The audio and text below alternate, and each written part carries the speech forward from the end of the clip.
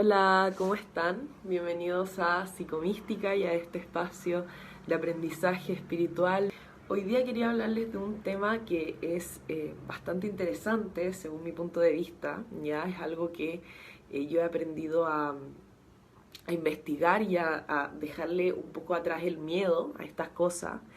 Yo siempre me he sentido muy atraída por las cosas paranormales, por, bueno, cosas raras, cosas medias extrañas, y cuando era más pequeña le tenía más miedo a todo lo que eran cosas de baja vibración, entes extraños, fantasmas, como le quieran llamar, me daban pánico.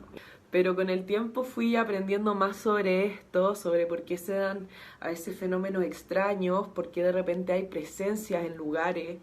Me ha llamado mucho tiempo la atención.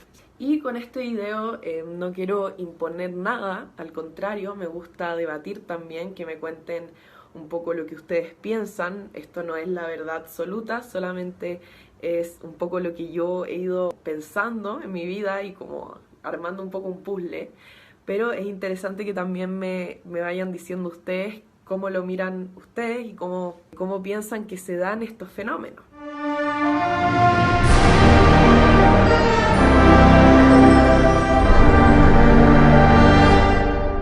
El otro día estaba hablando con una chica que me escribió por direct, que me hablaba de que sentía como cosas extrañas, y empecé a analizar con todos los conocimientos que yo tenía cómo se podría haber estado generando más racionalmente posible este fenómeno. Entonces, primero concluí de que podría ser una sobreestimulación del último chakra, del chakra de la corona, que es el chakra, la fuente energética de nuestro cuerpo que nos conecta directamente con el universo. Cuando está sobreestimulado puede ocasionar paranoia, ya puede ocasionar superstición, puede pasar este tipo de cosas, porque en el fondo la energía está un poco desbordada y este chakra igual es, entre comillas, peligroso tenerlo sobreestimulado porque justamente puede canalizarse de una forma distinta.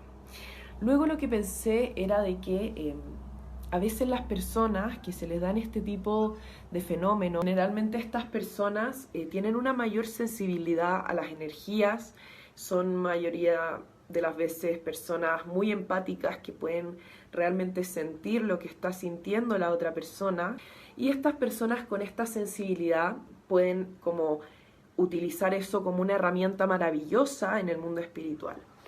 El tema es cuando una persona con esa sensibilidad o con ese don de poder sentir más fuertemente las energías, cuando esa persona tiene una herida detrás, ¿ya? O tiene en el fondo un pasado quizás no sanado, miedos profundos y cosas y heridas que aún están abiertas, pueden generar este tipo de situaciones, ¿ya? ¿Por qué?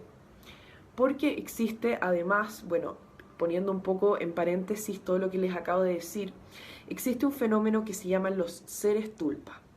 Muchos de ustedes probablemente han escuchado sobre ellos, pero son, para los que no lo saben, seres que crea la mente, ya que puede ser un ángel, puede ser un demonio. Antes muchas personas se juntaban en sectas satánicas para crear al mismo tiempo con la mente un ser tulpa, un ente de muy baja vibración. Hacían esos rituales muy extraños, y también se ha utilizado la parte positiva de los seres tulpa. Algo tan simple como un ser tulpa podría ser rezar un Padre Nuestro, por ejemplo. Es tanto el poder que la mente colectiva le ha otorgado a esa oración que finalmente te va a terminar dando un resultado si tú la recitas, seas creyente o no.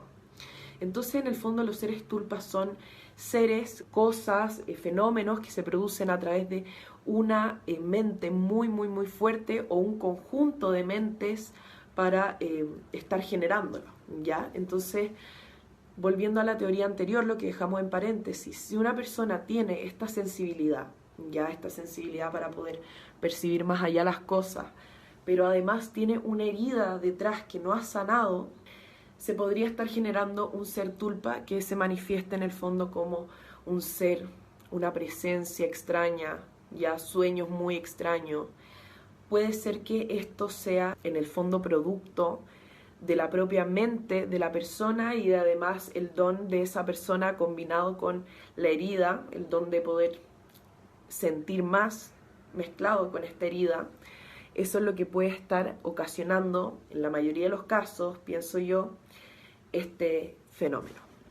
Esta teoría la concluí luego de hablar con esta chica, como les contaba, pero además haciendo un poco una conexión con fenómenos que a mí me ocurrían cuando era más chica, ¿ya? Y con esto voy a entrar un poco más en el tema psicológico, ¿ya? El tema de la realidad específicamente. Porque nosotros por lo general asumimos que la realidad existe, que en realidad esta pared es blanca. No es que nosotros pensemos que es blanca, sino que en realidad es blanca. Por ejemplo, este bindi, ¿ya? Ustedes dirían que en realidad esto es rojo, ¿ya? Pero un perro no lo ve rojo. Un daltónico tampoco lo ve rojo. Y podríamos pensar que esas personas o ese perro tiene una falla, o podríamos pensar netamente que la realidad es completamente ilusoria y que en realidad nada es real, valga la redundancia.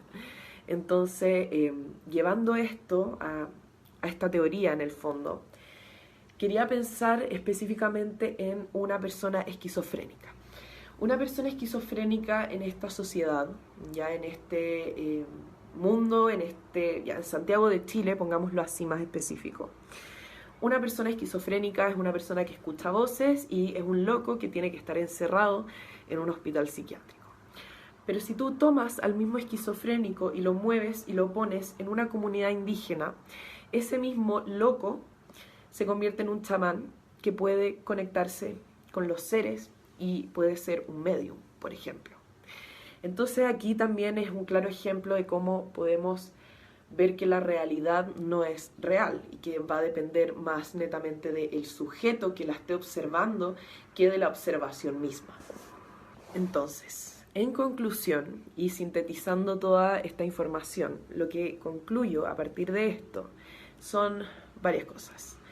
Lo primero es que muchas veces cuando una persona siente una presencia, es muy probable, no digo que sean todos los casos ya, pero es muy probable que esa persona tiene un séptimo chakra sobreestimulado, que tiene además un poder innato para sentir más que las otras personas todas las energías, para ser una persona muy perceptiva. Y además, tercera cosa que debe tener esa persona es una herida no sanada del pasado, algún miedo, ¿ya? Esas tres cosas en conjunto conforman un sentimiento y una realidad coherente, por lo tanto atraerían lo que sería un ser de baja vibración.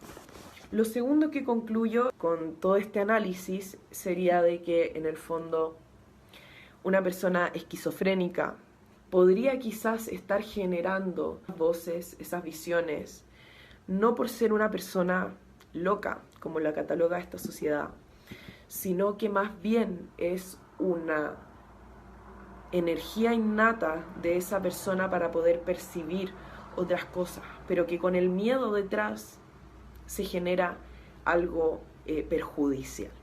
Y esto obviamente no es algo netamente de las personas esquizofrénicas, solamente quería poner ese ejemplo porque me pareció que se entendería más claro. Esto también pasa con las personas que están en condiciones normales, entre comillas, y que sienten estos seres y estas presencias.